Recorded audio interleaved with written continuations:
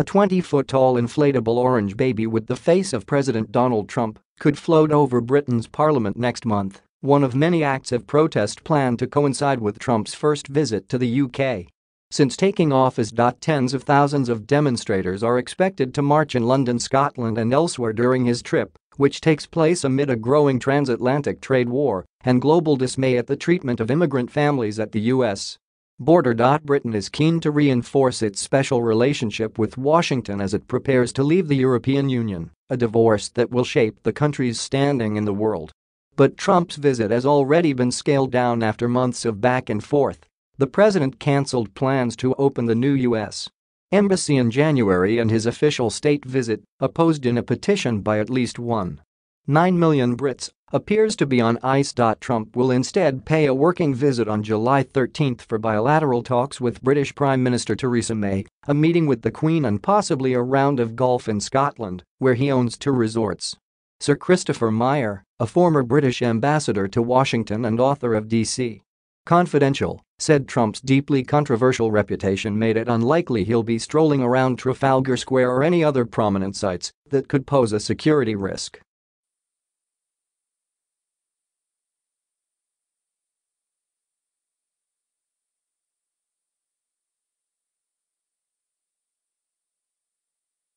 In early 2017, the largest are planned in London, where organizers of Together Against Trump estimate up to 100,000 people, including labor unions and rights groups, will march through the center of the city to Trafalgar Square.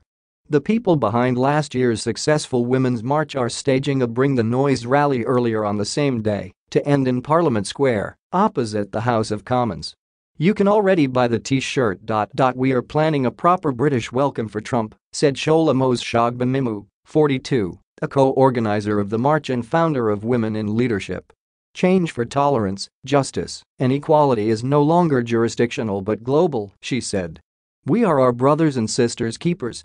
I cannot stand by and be complicit through silence as intolerance, injustice and discrimination shape hostile policies, laws, and environments for many. If all I have is my voice and vote, I will make them count. A quieter but eye-catching protest is planned by Leo Murray, 41, who wants to float a helium-filled blimp of Trump as a baby during the visit. Moral outrage has no effect on Trump because he has no shame, he's immune to it, said the climate campaigner. But he has a tremendously fragile ego, so ridicule is an effective form of protest, he said. So we want to make sure he knows that all of Britain is looking down on him and laughing at him.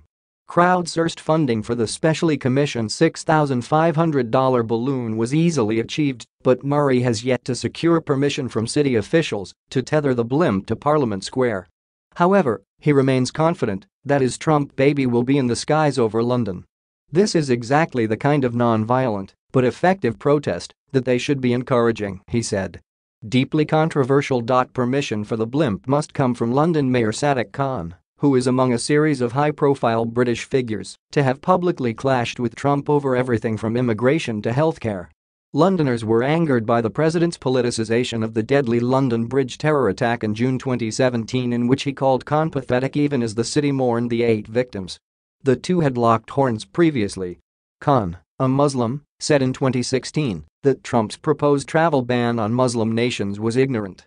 Trump, then still a candidate, responded by challenging Khan to an IQ test. Last month, the president said in a speech to the National Rifle Association that British hospitals were like a war zone because of stabbing wounds, an assertion apparently based on the comments of a doctor. Knives, knives, knives, knives, Trump said.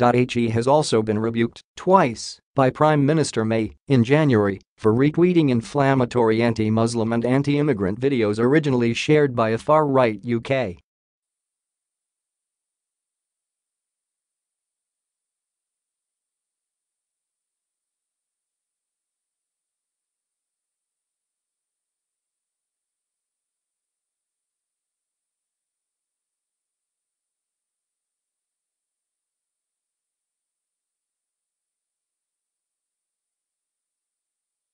There is a clear need to talk candidly with him. Indeed, Trump's not the first American president to visit the UK. At a time of controversy. When President George W. Bush arrived for a full state visit in 2003, months after the invasion of Iraq, He was met by widespread anti-war protests, but still attended a formal banquet with the Queen. "If we can complete a full state visit under those circumstances, then it should be possible to keep Trump away from the mob," Meyer said. British officials are reportedly pushing for Trump to visit May at her official country residence, Chequers, 40 miles northwest of London, rather than at 10 Downing Street. The Queen's home at Windsor Castle, where Prince Harry married Meghan Markle on May 19, might also be favoured by the Secret Service over Buckingham Palace because of its more secure location. "Trump can inspect all the royal guards he wants there," Meyer said. Shared values. On the wind-blown cliffs of western Scotland, there are whispers that Trump could also squeeze in a round of golf during his brief trip. He owns 2 golf resorts in the country, Turnberry in Ayrshire and Meany in Aberdeenshire, and his mother, Mary, was born on the remote Scottish island of Lewis before emigrating to America. Trump will reportedly spend the night at Turnberry before returning across the Atlantic. But in Scotland there are more planned protests. Kirsty Hay of Scotland Unite Against Trump said, "Trump likes to talk up his Scottish connections, but we are going to show that his politics are not welcome here." Among those attending demonstration in Glasgow will be Andrea Moloney, 43, and her 2-year-old son. "When you have a child that is the same age as those crying and being put in cages at the U.S. border, it makes you think how horrific that is, and we have to make it clear that this kind of behavior is beyond the pale," she said. She said the fact Trump was not a British leader did not diminish the need for protest. "People marched against apartheid and the Iraq War," she said. "The international community has got a role to play in showing that what Trump stands for is out of order." Besides, Scotland has been protesting Trump long before he was president. He has had business interests here and has shown that he doesn't care about the local environment. Ian Blackford, a senior Scottish National Party lawmaker, said Scotland's historic ties to the US would not be undermined by the policies of one president. "We share values with the American people of equality, diversity and support for human rights and must always stand up for those values when they are threatened," he said. Others remain incredulous that Trump still has an open invitation to return for a full state visit, complete with public ceremonies, at a later date.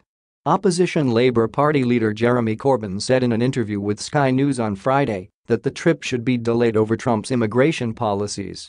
"I wouldn't have invited him, and I think the Prime Minister's got ample reasons to withhold the invitation if she wants to," Corbyn said. "We need to say very clearly to Donald Trump, we live in a multicultural society, we're proud of it.